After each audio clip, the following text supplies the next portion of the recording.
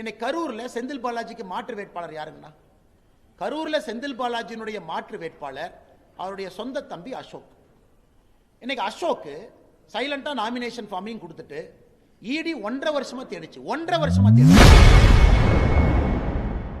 கரூரில் செந்தில் பாலாஜிக்கு மாற்றமாக திமுக சார்பில் அவரின் தம்பி அசோக்கை போட்டியிட வைக்க திமுக திட்டமிட்டுள்ளதாக பாஜக முன்னாள் மாநில தலைவர் அண்ணாமலை தெரிவித்துள்ளார். நடந்து போற ஆளுங்க, வண்டியை யூஸ் பண்றது இல்ல.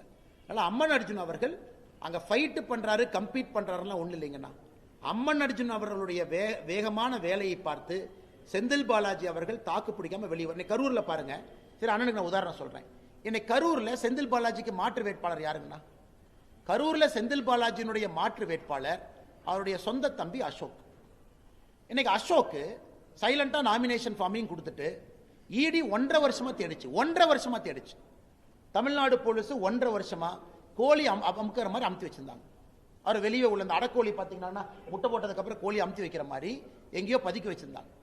இன்னைக்கு அவங்களுக்கு அந்த பெயில் கிடைத்த பிறகு செந்தில் பாலாஜியினுடைய சகோதரர் திரு அசோக் கரூர் திராவிட முன்னேற்ற கழகத்தினுடைய வேட்பாளரோடு போறார். ஆனா எங்கேயாவது செந்தில் பாலாஜி சொன்னாரா என்னுடைய சகோதரர் அசோக் டம்மி கேண்டிடேட் நீங்க சொன்னாரானா? அதனால எனக்கு நாளை நான் கரூரை பார்த்துக்கிட்டு இருக்கேன்.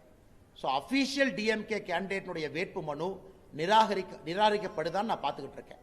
வேணும்னே ஒரு ஃபால்ட்டி டாக்குமெண்ட்டை கொடுத்து நிராகரிக்கப்பட வச்சுட்டு வேற வழி இல்லை, டம்மி வேட்பாளர் அசோக் தான், அவரு தான் உதயசூரியன்ல போட்டிடுவாருங்கிற டிராமாவும் கரூர் நடக்கிறதுக்கு வாய்ப்பு இருக்கு. இவ்வளவு சின்னாபின்னமாய் ஜனநாயகத்தை பண்ணிக்கிட்டு இருக்கிறாங்க. இதுல முதலமைச்சரும் உடந்தையா இருக்கிறாங்க. ஏன் டம்மி வேட்பாளர் கரூர்ல ஆளே கிடைக்கலையாங்கண்ணா? டம்மி வேட்பாளர் போடணும் அப்படின்னா கரூர்ல ஆளே இல்லையா? இன்னைக்கு வானதி ஸ்ரீனிவாசன் அக்காக்கு டம்மி வேட்பாளர் போட்டிருக்கோம். யாருங்கண்ணா? கட்சியினுடைய மூத்த தலைவர் ஒருத்தர் அங்க இருக்கிறார். அங்கேயும் செந்தில் பாலாஜியினுடைய சகோதரர் டம்மி வேட்பாளர். கோவை தெற்குல கரூர்ல இருந்து வந்திருக்கக்கூடிய 18 பேர் இண்டிபெண்டன்ட் கேண்டிடேட்னா இது ஜனநாயகமா இல்லது ஊழல்வாதிகள் நடத்தக்கூடிய கூடாரமா நீங்க கேட்பீங்களா?